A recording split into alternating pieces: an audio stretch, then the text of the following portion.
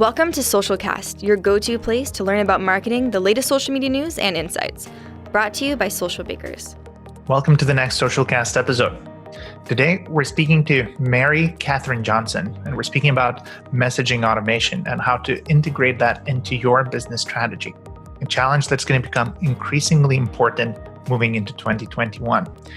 Anyway, Mary knows about this topic more than probably anyone out there. So without further delays, let's get into the conversation. And we're live with Kathryn Johnson. Thank you so much for getting on our podcast. And I think when we speak to clients right now at Social Bakers, so many of them come to us with questions about messaging automation and about chatbot implementation. And so I'm really glad that you spared us your time to. But maybe before we dive into the conversation, what should our listeners know about you? Oh my goodness, what an open-ended question that is. First off, Mantas, thank you so much for inviting me. I'm very honored to be here. And as I mentioned to you, I'm always up for a conversation about conversations, especially for business. So what should they know about me? My goodness, I've been in business, online business, since 2003. When my sons were 18 months old and 4 years old. So they have been raised in this environment. And so have I, in a business sense. And really, it has all culminated into what we're doing now, which is really being able to personalize our conversations with our audience and make it about them, not just about us and our products.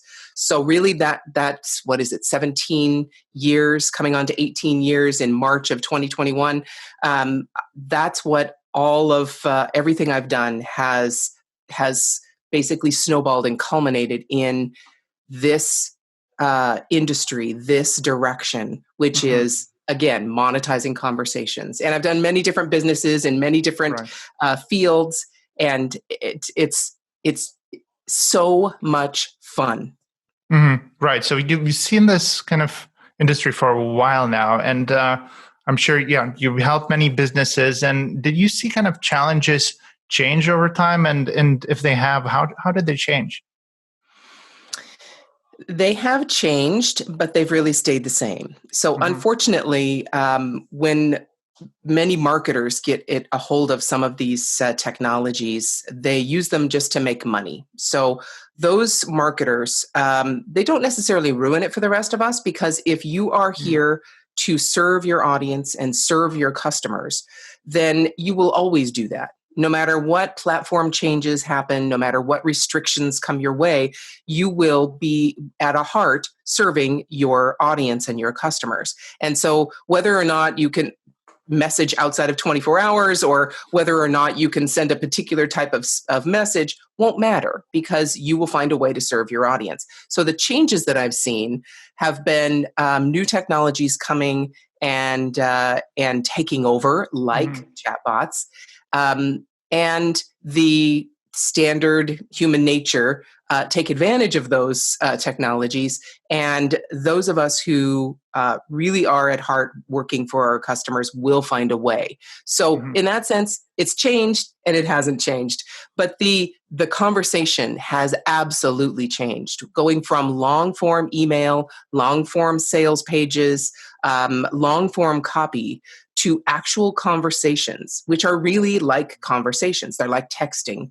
That has opened the doors to customers getting a deeper know, like, and trust of our businesses than ever before. And they're getting that know, like, and trust faster because they can choose the adventure they take with your business. Yeah, so there's many pathways to take in this conversation, but maybe to start, can we kind of look at the messaging in terms of what's going on in the world in 2020? I think many of us turned to digital communication channels to interact with family, with friends, but also businesses. Like I personally myself, I was a very slow adopter of this, but this year that changed dramatically. What have you observed yourself? Because of this entire change in everyone being home and many people not being able to go into businesses, since we all went online and what was the statistic I saw?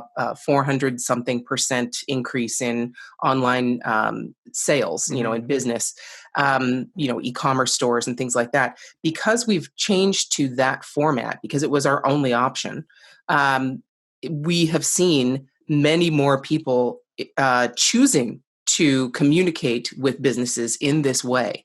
Our clients, especially customer service questions, they might purchase a product. Their customers purchase a product, and instead of calling the company, because most of the time they might not be in the office, they communicate with them. They message them on messaging platforms.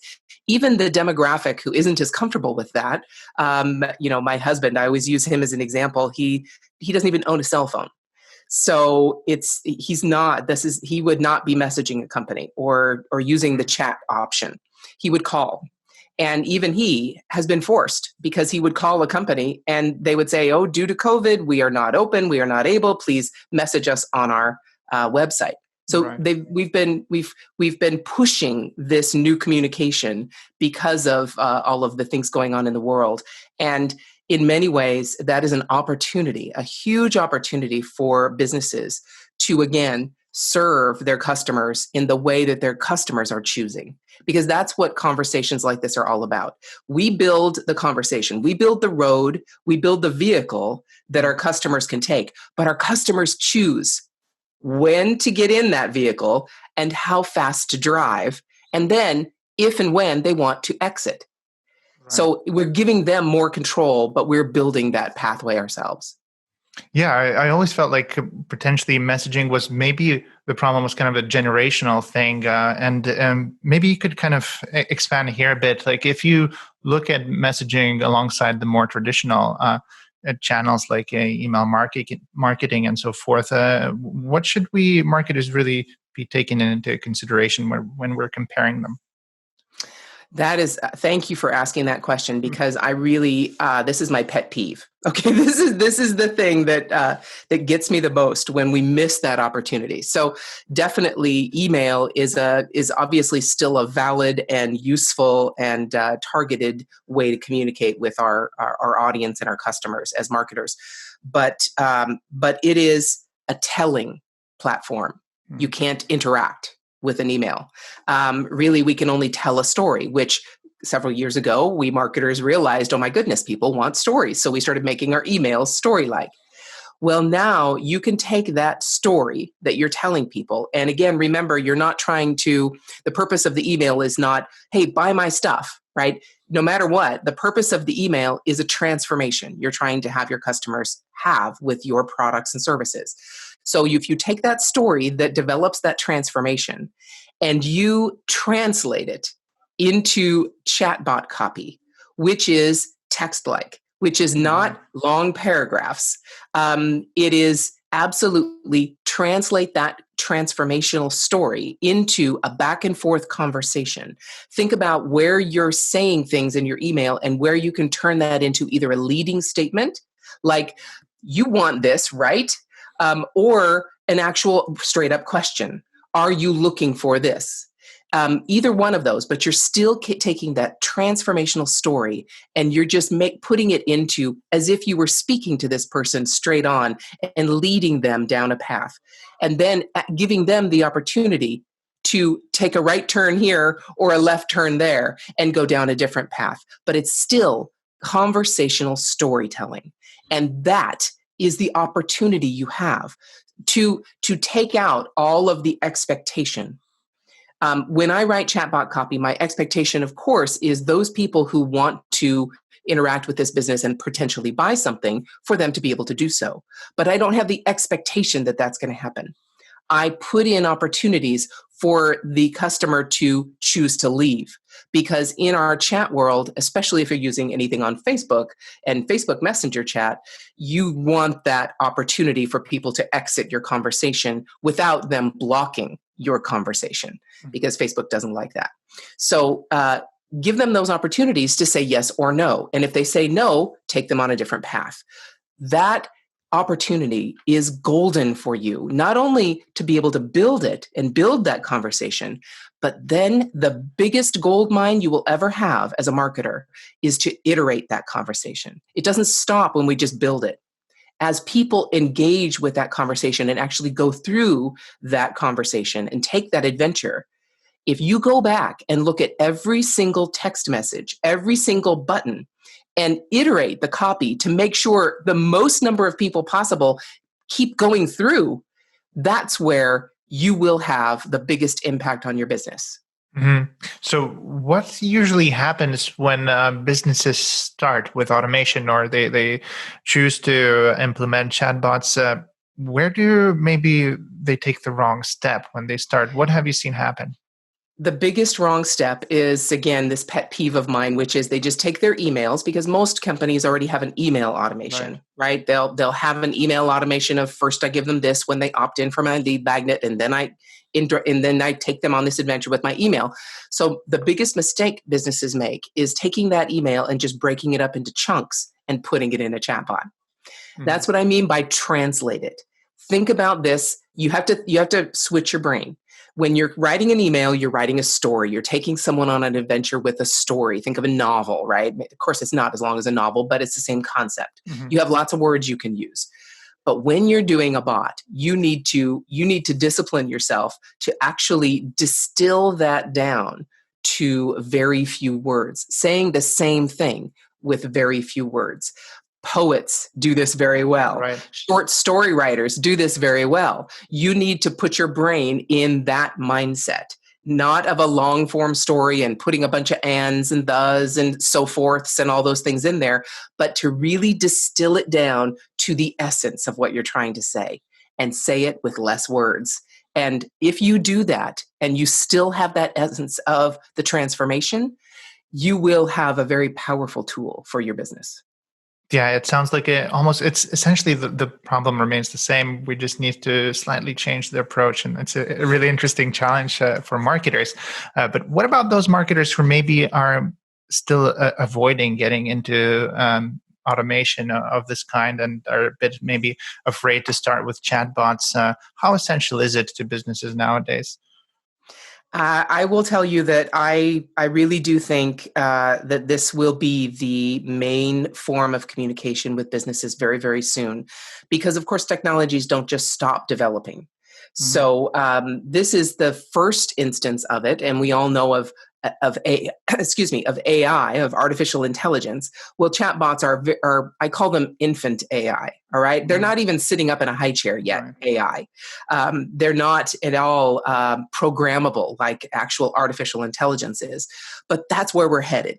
And not only that, these short conversations, if you use, there's technologies right now you can use like mobile wallet, where you can actually have proximity sensors, where if, let's say, you have a pet store and your local dog park, you can put a proximity sensor in your dog park to all the people who've opted in to communicate with you via mobile wallet will get an alert saying, hey, your dog just got messed up at the dog park and totally muddy. Why don't you come on over and use our dog wash? We've got 10% off. That kind of conversation, you're not going to send an email for that, because the person is not going to be on their phone with their email right at the dog park. So I would encourage you. I know it's scary. I know the biggest issue people have when they come to me about not only training, but also to do this from our agency is, what if my bot gets banned? Or what if we say something people don't like and they unsubscribe and they don't like us anymore? I really would say to you, embrace this. And if you stay true to the fact that you want the best for your customers, you're not just trying to spam and scam people, then you'll work it out. You'll find a way. You'll figure it out. There are many resources to make sure you do this correctly. Yeah, so that brings me to my next question, and that's to do with the actual conversations that people have with the chatbots. Like there tends to be that conception in the market sometimes that maybe those conversations are a bit like annoying. You'd rather speak to a human agent, or they're even awkward. You know, if just don't lead you to a path that you want. How can marketers avoid those errors? Yes. So here again, if you remember that the customer is in control of this conversation, the prospect, the audience member, the subscriber is in control of this conversation, and you look at the conversation from their perspective, not just from the perspective of what your business wants to say. The difference is a big difference between traditional marketing, which is all about me and my business. Like McDonald's, right? Most of the time they use traditional marketing. It's all about the Big Mac, and you see it there, and it's about the Big Mac. It's not about the customer who eats the Big Mac. So that's traditional marketing. Conversational marketing, which is what we're talking about, is all about the customer. Put yourself in their shoes. So if I'm in my house and your business is, let's say, office hours are in Europe, and I'm trying to look for information, and it's say I'm done with work and it's 8:00 at night, you're not going to be open.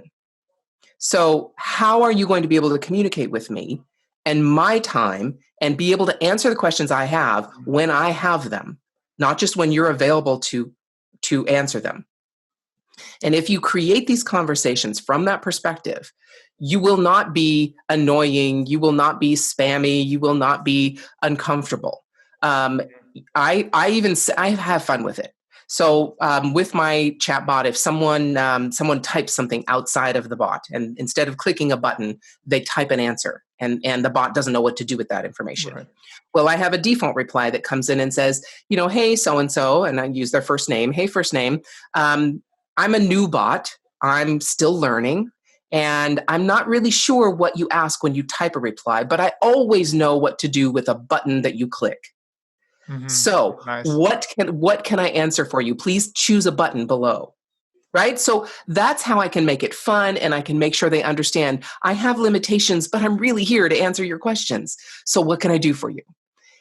It's an education on both sides, both for my bot and for the audience. So that's what I would say. Always keep it in the customer's perspective and have fun. And just like you're texting with your friends, of course, even if you're a financial institution or a law firm who is usually very conservative, you can still have fun with it like that. That's not, using a bunch of emojis and saying y'all and, being slang. It's just having fun with your brand and helping your customers understand that I'm here to help, but I'm limited in the platform that we can communicate. Right. And if you do that, you're fine. Yeah. And of course, when we do reach those limits, then there has to be a really kind of smooth transition to, if there's a customer care agent or if it's a community manager, there can be like a delay of, a day in the response that has to be sorted. Yes. And as long as you communicate that, just be transparent. If you communicate that, and I usually add that into my bot as well. If someone's contacting me and I have a notify admin feature, right? So I notify the team. So I say, I have an option that says, I want to talk to a human. Obviously, you want to let them do that. And so if they click that talk to a human button, then I have the bot come back and say, great, I've sent out the bot signal instead of the bat signal. So I've sent out the bot signal to the team, and they'll get back to you shortly. And then I say in parentheses, unless it's 2 a.m. in California, then they'll get back to you at their earliest convenience when they wake up. Right? Something like that. If you're just transparent with them and make sure that basically covers so many pieces of information in that one statement by having fun with it as well. It says, we're located in California. So if you're in Europe, we're probably not awake yet. Right? And it says, when we wake up, we'll contact you. So if there's a customer that doesn't like that, then they're probably not the best customer for your brand. So let them go and let them go find someone where they can get their questions answered in the manner that they prefer. Be okay with that. I will tell you that's number one. Be okay with unsubscribes. Actually, not okay. I invite people to reject me. I give them opportunities everywhere to reject me, because I would rather have a small audience of white hot subscribers than a huge audience of lukewarm. Yeah. You're offering so much actionable advice here for our audience. I would want to dive in deeper into it, but of course, time-wise, there's other topics that I'd like to explore, and I'm really curious. What do you think messaging is going to look like in the course of maybe 5 years or so from a business perspective? What will that Okay. I know a little bit about what messaging is going to look like in the course of 5 years because I'm working on it with companies. So one of the things that I'm really excited about is the actual physical web, they call it. Mm-hmm. So again, let's take the pet store analogy. If I'm on my phone and in 5 years, what's being worked on, I don't know if it'll be ready in 5 years, but it may be. And I'm walking down, down the street and the pet store that I typically get my pet supplies at is I'm walking by there or I'm driving by there. There again, there will be a physical web. So a holographic representation of my subscribership for that store. So maybe, a holographic pet, will be on my phone as I'm walking and pop up on my phone and talk to me and actually tell me, did you know that the dog food that your dog loves is on sale this week? Right? That is where we're headed. Those kinds of opportunities, we think those are totally futuristic, but with the speed of technology and the changes that we can make in technology now, that is within our grasp in 5 years. So if you get very good at having these conversations with your prospects and make it about them, again, you notice I didn't say, hey, our dog food is amazing and it's 20% off. I specifically took that and said, your dog, the food your dog loves, is on sale. If you get good at those conversations, you'll be fine and you will be ready for what's to come. Mm-hmm. And by holographic, it's you mean a sort of AR experience, right? Correct. That's really interesting. I'm ready for that. But before we end this conversation, where can people find more about your work? And maybe if they want to get in touch with you as well and they need help, where can they go? Thank you so much, Mantas. I appreciate that. I have 2 tracks that I oversee. One of them is our agency, actually, where we create these experiences for our customers, and that's called Messenger Funnels. So you can find that information at messengerfunnels.com. And the other side is the training side of this, where I help agency owners or businesses create these experiences or learn how to create these experiences for themselves. And that is botacademy.com. So either of those, if you have a particular direction you want to find more information, you can go there. Or you can just look me up at Mary Kathryn Johnson online anywhere. The Kathryn is Kathryn. So MaryKathrynJohnson.com is another place you can go. But just reach out. If you want to send a message to me, I'm more than happy to respond to emails. You can reach me at mkj@messengerfunnels.com. I really love this stuff. This is my calling to help people communicate better and really have that ability to give to their audience. This is what lights me up every day. So if I can help in any way, reach out. Well, you helped us a lot already, Mary. So thank you so much. And thanks for your time. And we'll check in 5 years and see where, hopefully sooner.